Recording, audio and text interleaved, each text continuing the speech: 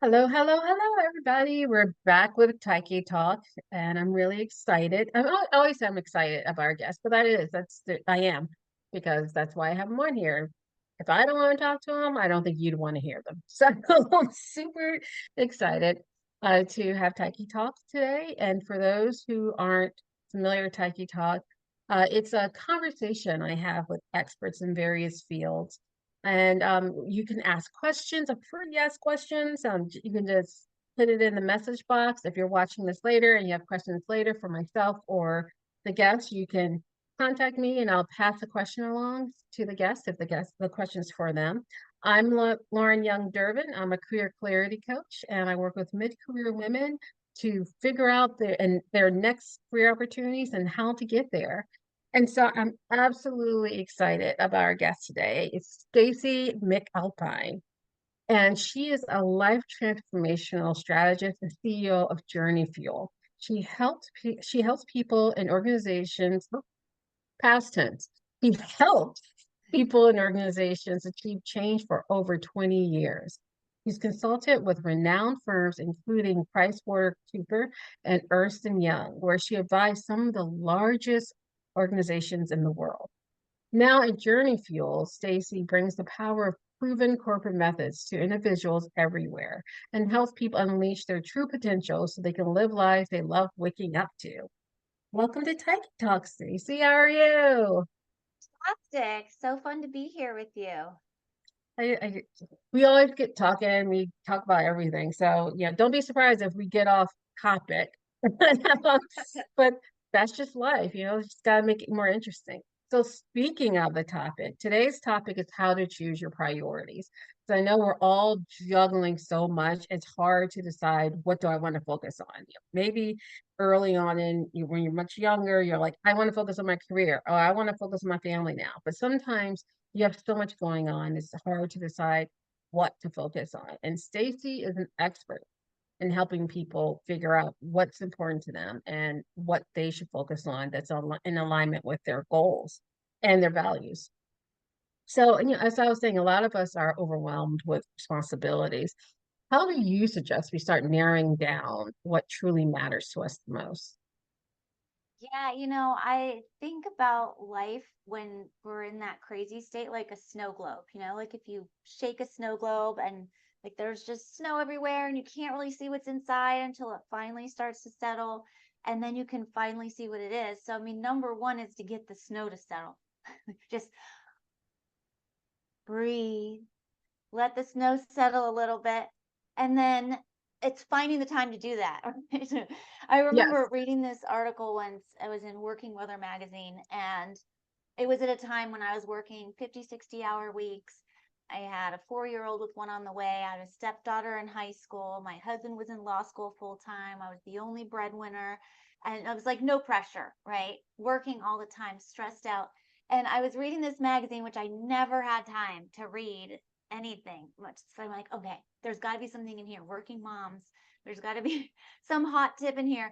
And it was like, take a nap or go to the gym. And I actually was so mad. I was like, awesome. I never thought of that. I didn't think of calming down or taking a breath or any of those things. But it's like, how do you do that? Yeah. So that's where, just to even get to a place where you can even focus, it's about identifying when you're overwhelmed. So when you Mhm. start to get that just spinning feeling where you feel like you can't think straight, or people are throwing themselves on your calendar, or you look at your inbox and you have 932 unread emails and you finally get through them and then 122 come back in, like those are real numbers for a lot of people. Yes. When you start to feel that, it's time to just, okay, I am in control. I get to pick what I do next. Now, what is that going to be? And just take a minute. It takes less than 15 seconds, really, Mhm. just to breathe. And then it's about, okay, what matters really right now? What are all the different choices? And the most important thing when you're in that moment is if you don't know how to easily answer that, if you don't have a litmus test, is what I like to call it. Anyone who ever hear, I love litmus tests. In chemistry, you stick the piece of paper in and it's either red or nothing. Like, the answer, Yeah, you put it in and you know it, or it doesn't react. And it's like a birth control, like, the little test. Are you pregnant? Are you not pregnant? Like, it's exactly. That's exactly exactly, what I was thinking of. I'm like, it's the pregnancy test. yeah, right. And so it's like, okay, if you don't have that, if you don't know what to compare it against, if you have 917 different priorities, it's really hard to do that. So Mhm. when you're in that state and you're like, well, do I pick up the kid right now? Or do I tell my boss no? Or do I, decide to quit? it you've got to find a way to get a centered set of what I call a core 7, like your core values. Mhm. And it's a little different than what some would call just values. You get your values and like you set them up at work, or like your Franklin Covey or Stephen Covey. Here are my core values. And then you just like have them in the front of your planner or somewhere laminated, but you don't use them. It's Right. what are those things? No more than 7 things, top 7 things that matter most. And then when you're in a choice like that, you're like, okay, does it hit one of my 7 things? Does it affect one of my core values? Yes or no? And if it doesn't, next. If it doesn't, next. And then when you have, okay, yes, it hits like 5 of them. And then you start to think about, okay, so what is it right now? What is the outcome that I'm looking for? What is Mhm. the impact of my next decision that I want to have? And start to think about the desired outcome. And so if you know what your desired outcome is, then you can start to say, okay, well, if my desired outcome is to relax, what's one thing I can do right now that'll get me closer to feeling relaxed? Mhm. Or if my outcome is to get people off my back, what's one thing you can do right now that's going to reduce the amount of people that are on your back? Mhm. Like, is it, okay, Jeff, look, I got 5 minutes. Get back to me in an hour. Or it's identifying what are the things that are available to you right now to achieve that outcome, and Mhm. do one thing that'll get you closer to that outcome, and then think of the next thing. And then you start to have capacity in your brain. You start to be able to think more clearly, and then you can Mhm. look again and say, okay, so if all of these are priority, what is it that I'm trying to do? And you can start to narrow it down even more. So you don't have to have the whole answer up front. It's like, oh, I need to take a nap. Okay, well, I can't take a nap. So what is my desired outcome? To find, like, to be awake. So what is my next thing? Okay, well, I'm just going to go coffee right now. And then you're just a little bit more awake. Okay, I'm not awake enough yet. What's the next thing that I can do? If I know a nap is my thing, what can I look at in my periphery and see, okay, what thing isn't going to get me to where I need to be to make the next decision? Like, if I need energy. So it's really identifying the outcome and something to get you closer there, and with a small, tiny step. And then you can take the next bigger step. So what if your core values conflict? For instance, I'll use the example you used. You have to pick up your kid, but your boss says, I need XYZ. And in your core values, it's your family, spend time with your family obligations, and career advancement. So Yeah. what do you do when something, your core values, not the actual core values don't necessarily conflict, but when you have something come up and you're like, "Well, what do I do? How do you balance that?" Yeah, I love that example because I mean, I've been there. And it comes down to, okay, what's the impact really of one choice over the other? Mhm. So let's say, it's 6 o'clock, your daughter's only going to be awake for another hour or two. Some people would put their kid to bed at like 7. I was like, do you ever get to spend time? Okay, I whatever. do. I put my kids to bed. But you get that, now you have time to breathe, right? You get to see them, you love them, they go to bed, you get energy, you move on. Like, seriously, like, that's a technique that some people are like, I can't put my kid to bed at 7. And you're like, why not? Says who? Okay, well, if you don't, how tired are you? And then the next time you're with your kid, you can't even think straight. And then you don't even, you're like annoyed with them anyway. So, you know, so how do you, the desired outcome, right? Is to have energy and to spend time with the people that you love, right? So in this case, let's say you only have a little bit of time left to be able to get home and spend time with your kid, or like there's a play. Maybe there's like even a bigger deal. You know, they're going to be in their first play ever. They're going to start crying if you're not in your seat. And then there's the boss that says, but I need that thing by 6 tonight. And you're like, okay, well, what's the worst thing if I don't get my boss that thing at 6? Well, is he going to fire me? Like, really? Maybe it's the 10th time I haven't gotten to him at 6. Then, you know, we can say, look, here's the deal. Are you going to read it at 6? Like, when are you actually going to read this thing? You know, how can I get you the outcome that you need with me being able to have the time to go do what I need? And maybe you open your laptop when you get home. And because I used to say, I'll get that to you before you wake up in the morning. Yes. There's no end of day when you have like working hours all the time, right? So you Yeah. find out, you start asking questions. Okay, so if you don't want to get fired and you don't want your boss to like think you're some like flake all the time, then start to identify, well, what is it? When are you going to need it by for real? And let me get it to you by then. And if he's like, no, I want it by 6 so that I know it's there by the time I wake up, then you've got something to be assessing. Is that the kind of person you want to be working for? And then you decide, okay, using that information for later. But are you really going to let that keep you from seeing your kid on stage for the first time ever? Which one is going to have a more long-term impact that you just can't take back? You know, you can never go see that again. Now, a less dramatic example about kids, because that may not be the case. It could be, oh, but then I'm not going to have any time with them. Then I used to use this example a lot. Like, let's say you have happy hour. Like in consulting, we had happy hours, and it wasn't my husband used at the time. You happily divorced. Husband at the time would be like, why do you need to go to that? You need to come home like that. But that was important in that industry. You need to show up. You need to show that you care. It's like when you actually Right. get to know people, you know, it's important. At the same time, you know, balancing that with when you get to see your kids, and there's lots of happy hours. So it's like deciding, okay, well, who's going to be there? Does it matter? Is there going to be one next week? Did I just go to one last week? Like, what is the real impact? And then if you go home, let's say you do go home and you're going to be like 10 minutes with this, you know, with your kid before they go to bed. So is that 10 minutes going to destroy your relationship with them and like you're a bad mom and you're never going to survive? Well, no, but maybe tomorrow it could be, you know what? I'm going to come home 20 minutes earlier and actually have quality time with my kid tomorrow.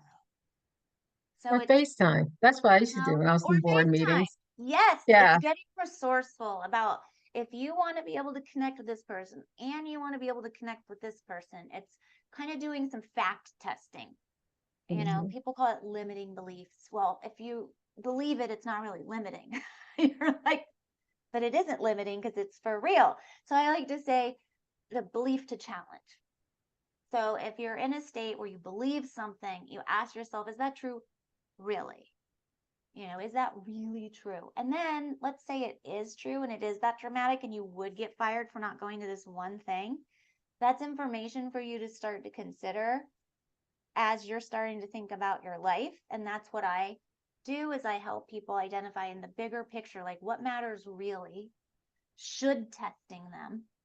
Like, does that matter to you or does that matter to the world? And you're just kind of picking up that because that's all you've known Yeah. until you get super clear. And then you can have faith in those litmus tests.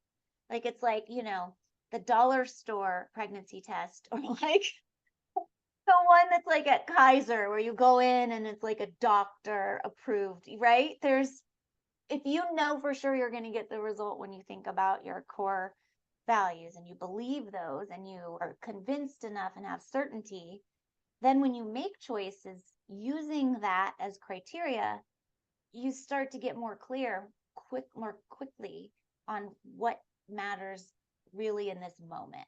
So it's getting to that state where you do have a way of filtering things out.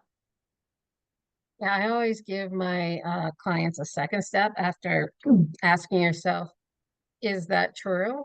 And the second step is based on what? Yes. It's like, Says who? yes. It's like, yeah, okay, what is that based on? You can say it's true. I mean, and honest, like you said, you believe it's true or you wouldn't necessarily believe it. And it's like, okay, but what is that belief based on? Is it based on fact? Is it based on history? Is it based on like what is that based on? Um, and so so that was my input Yeah, about that. that's So a I guess, perfect follow up. Yeah. yeah. So my I guess I'm gonna take a step back. So how do you figure out what your core values are?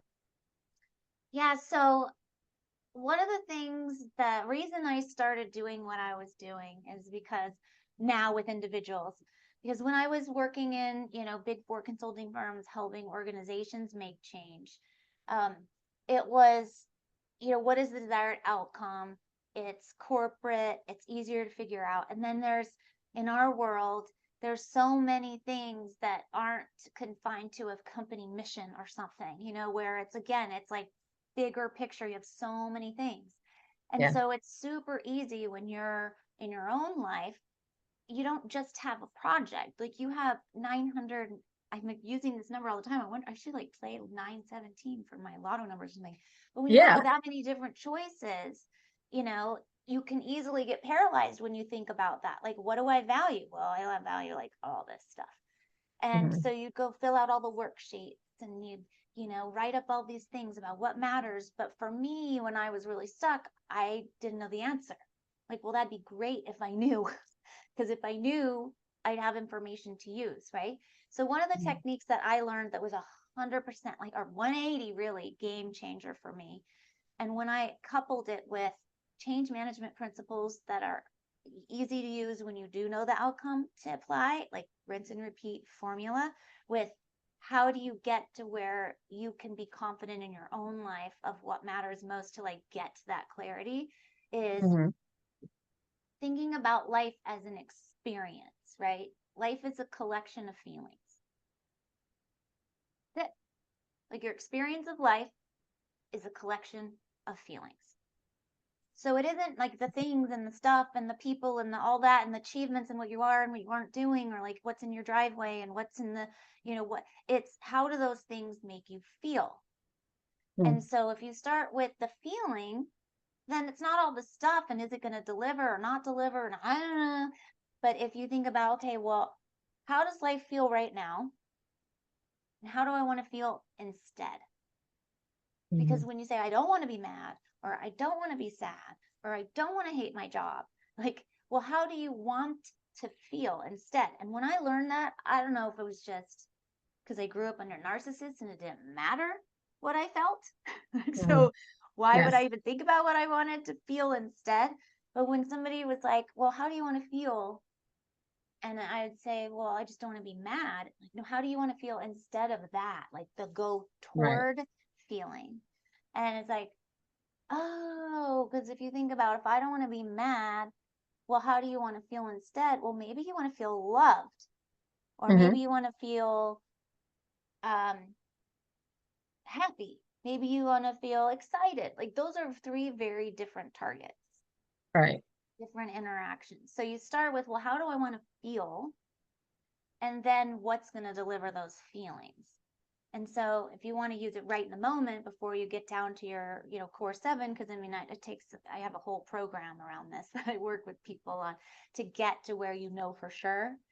But the simplest thing that anybody could do right now that can at least get you closer to where you have the ability to then take the bigger step to the bigger picture is, okay, how do I want to feel right now? It's kind of thinking about outcome. You know, if your experience of life is a feeling, then how do you want to feel instead? So if you're feeling overwhelmed, I want to feel calm. Okay, what are three things I can do right now that'll get me closer to calm? Because if you think that way, then there's more than one way. Hmm. Like if you say, oh, I got to get this report done. Well, is that the only way? that you can feel more calm? Is there something else you can do? Maybe it's, okay, I know this report is a thing. I want to feel calm while I'm doing it. What can I do to do that? Well, maybe I'll like go to a coffee shop instead of sitting at my desk. Mm. Or maybe I'll put some music on because it'll make it less miserable. And like people leave me alone because they'll see my headphones. What could you do that'll get you closer to the feeling you want to have while you're doing the thing to get to the outcome? And it's amazing. Like it's just a game changer. Yeah. As you were saying that, it has visualization of like pulling out a weed, like the bad feeling. And so then you have a gap, and it's like, well, what is it that you want to grow? Yeah. And what seed do you want to put in there? And like, and then that grows into whatever. I don't know. Maybe you want Yeah. a turnip. I Right. don't know why I said turnip, but people plant turnips. But yeah, Yeah. that was the visual like that I had in my head when you were like, and what do you want to go in there? And what do Yeah. Well, and it's like, what is the experience of your garden that do Mhm. you want to have? Like, do you want to like have vegetables to cook with, or are you not a cooker and you just want something pretty to look at? Right? It's knowing, that's the power of knowing the experience you want to have, because then it opens up the possibility. Tony Robbins says there's you don't have a choice until you have at least three options. Because if it's one thing, well, it's like it's either yes or no. Well, that's not really a choice. It's the next thing is, well, if you only have two things, like one or the other, kind of very black and white. Like it's kind of hard to decide. Now, if you have three things, then you actually have to think about which one would be the best thing and start to differentiate in a different way. And you start thinking of more ways to differentiate. And then the next piece, when you start to get closer to that, then you can say, do I even want to do that? Like, do I even want to do that? Because Yeah, that's one where, people are talking about, oh, I want to feel healthy. Okay, well, why? Because I want to have energy. Okay, well, what are three things you could do to have energy? Well, like drink coffee, but that kind of only is like short term fix, right? Or I could go to the gym, or I could eat healthier, right? And you look at those three things. Well, I drink coffee. Does that work? Not really. So what could I do instead? Maybe I get to, well, why is it coffee not working? Well, because I just need more sleep. Okay. Well, how are you going to get more sleep? I don't know. What can you take out of your life to get more sleep? And you start coming up with three things to where, and then do you even want to do that? Like, what if you want to watch Netflix and you don't want to not watch Netflix? So maybe you watch 20 minutes of Netflix instead of 30. It's like, okay, I can pull that off. So it doesn't have to be a miserable decision. Just because it'll work doesn't mean it's something that's going to deliver the feeling you want to have. And it helps you start to think through, well, what is the experience I want to have? Why do I want it versus should I want it? Do I want this? Yes or no? If I don't, well, why the hell am I doing this? Oh, right. because this will happen. Well, if that happens, what's the impact to your life? Oh, well, it's like all these bad things, right? But if you flip it and say, but here's what I want to have, what options do I have to get to where I want to have? You're solutioning versus just thinking all the stuff that's not going to work. So I hope you have time for one more Oh, yeah, question. yeah. So one of the things that, I work with mid-career women, and we have a lot of things on our plate. And how do you balance like financial responsibilities with things like personal well-being and relationships? Like how Yeah. do you balance that? Because so often we feel like we're being selfish when Yeah. we're like, Yeah. Well, and it's great timing because one of the things I've done year-long programs, I've done, things where we do one-on-one coaching or online stuff or whatever, and I do different types of people with different challenges. And lately, the biggest thing that has come up is people are just stuck, like they don't know what to decide. Like they're stuck Mhm. between all these things. And it could be, oh, well, I need money, but like I have this thing or this person relies on me or I've got all this. And so you're like in decision paralysis or you never Yeah, know which thing. And the bottom line is to get unstuck, it's important to know what do you care about them like really. What is the experience of life you want to have, really? And until you find the time in your life through choice, if that's really what you want, if you really want to be able to make that decision, if you really want to have more control over your life, if you really want to know how to answer these questions, it's time to invest in having someone help you do that. Because that's Mhm. one of the biggest frustrations as a coach. Um, Not in a mean way or a bad way. It's like, I can see the way for you. And I know if you go do this on your own, you're going to get the same result, or it's going to take you Yeah, 300 years to get there. It's find someone who knows how to help you. First of all, if you're that overwhelmed, you're not going to have time to go figure it out on your own. Just right. saying. And if you do, you're going to have so much snow in your head. Like, how do you even decide which one to do? Like, I used to be like, okay, who do I even go talk to? Right. It's just everything's overwhelming. So Yeah, find someone to help you get the snow to settle and be able to then help walk you through a process that you can trust, to know that if I do this thing, I can have confidence that it'll work. And when you have confidence that something's going to work, then you're more willing to put in the energy and the effort and make the choices, because you know the outcome is going to get there.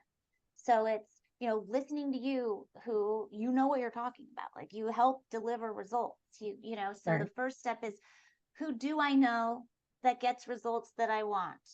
Okay, well, this Yeah, person. Okay, how much do I really want to have this thing that this person knows how to do? You're not going to go learn how to be Lauren. That's why Lauren's here. It'll take you a fraction of the time and of your mind bandwidth to be able to, because that's what you do. You help people with that, right? You yeah. help people figure that out. Like for me, it's like, it's like project management. I used to do project management when I was in consulting. And when I first started, we'd do these big project management offices, which is like, you stand up a whole group of people with all these different functions to manage the schedule and the time and the scope and the resource, like all. So you have a group making sure all this stuff gets done. Well, you're doing it for a client. The client knows all this stuff, right? So you've got to pull in all this information and make sure you understand and make sure they know what they want, and then plan to achieve that value. Then you just work the plan. Well, when we would first start, they're like, can't you just do that in one day? Like, what do you need 2 weeks to plan for? I promise you, you just paid me $3 million.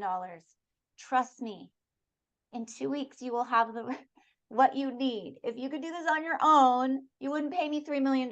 Like, I'm telling you, it's going to take 2 weeks.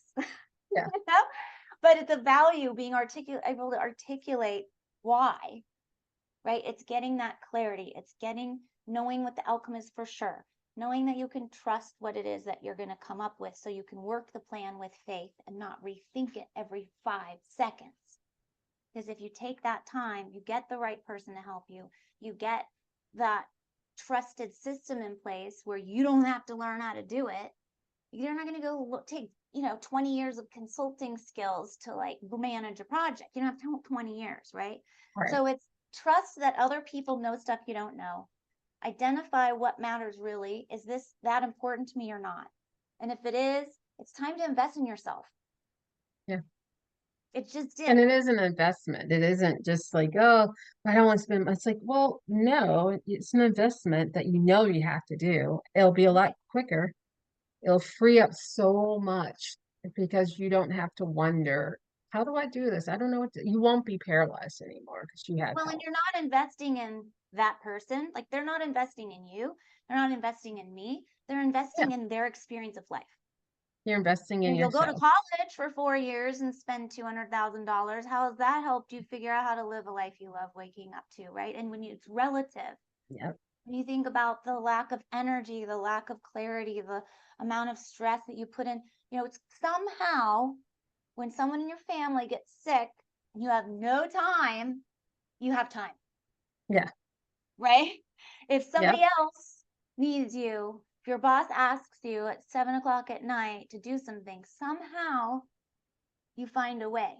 It's time to give yourself that level of priority. And the only way Mhm. I ended up getting to where I am, where I stopped hating my life and where I started doing things that I knew would work, is when I pretended I was a client. Yeah. I This is the didn't give same thing. myself the time of day until I decided, you know what? If I can do this for Google, if I can do this for, Homeland Security, I can do it for Stacy. Like, let's just pull this off. I figure I could figure out my life if I could figure out that crazy town, right? I can Yes. figure this out. And so it's a matter of doing that. What is the desired outcome? What do you have the capacity to do? What is the fastest path to getting to where you want to be? And what if you don't? What if you don't do it? So Tony Robbins says you don't change for pleasure, you change to avoid pain. So until you Okay. associate more pain with staying the same, you're not going to change.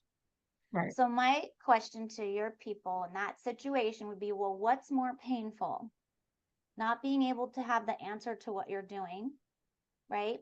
Or to and continue to live your life that way, or to invest $2,000 or 10 grand or whatever it is into someone else that, a year from now will save you $100,000. It'll save you your whole life of worrying about this one thing, and you'll like knock it Yeah. out and be done. Like, what is that? People will measure it in money, Mhm.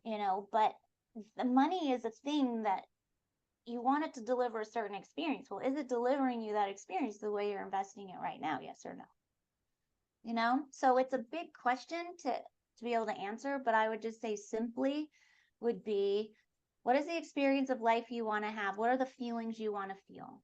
And can you feel those doing what you're doing now? And if not, what are at least 3 different ways you can go about getting that feeling? And if you still don't know, who can you go to get the answer to help you get there? And that's your next first step until you get to that path where you have the help that you need. Because if you keep trying to do everything you're on your own, nothing will ever change. If anything, it'll get worse, Yeah. you know? Yeah. In order for something to change, something has to change. It's Yes, like, and oh, it's like, I know you caught me on a day when I was just like, oh, I just wish I did. I just want these people to know the difference between a life that sucks and a life that's really amazing, because I didn't believe life didn't have to suck. yeah, I really you get didn't. used to it. Sucking becomes Yeah, a comfort zone. yeah, and it doesn't have to. It Yeah. doesn't. And there's a way to get there. And so, fastest path is, how do you want to feel instead? What's something you could do to get you closer? You don't have to have the whole big picture. Do the one thing. And then when you have more breathing room, do the next thing. And then do the next thing until you have more clarity and you can get to where you have more brain space to make a different choice. That's the fastest thing you could do right now, starting today. Yeah. Well, I want to thank you so much for being a guest. And you're actually our last for this season of Tyche Talk. We're taking a break. So there won't be a Tyche Talk next week, but because we're working on some goodies and I'm very excited about it. But Stacy, tell the people how they can get in contact with you, connect with you, work with you. Tell them all. Yeah, exactly. The fastest way is to go to journeyfuelgift.com. That's where I always have stuff of something that you can do right now that's free. And the different things are on there. Like, I do a 15-minute spark every week. That's, a free thing. I have my access to my pre-release of my book on there that you can get for free. But no matter when you go there, there's always something there that you can get started with. And Mhm. then you can decide from there if there's anything more that you want to do. But journeyfuelgift.com. Yes. GIFT gift. Yep, like Okay. present. Yes. Yeah, Let's gift. Journey and fuel are spelled the normal way. It's yes. just all Yep, I love it. well, great. Thank you so much for joining us today. And I hope you guys connect with Stacy. She's phenomenal. So I'll see you guys next time. I don't know when that'll be yet, but I'll see you later. Bye.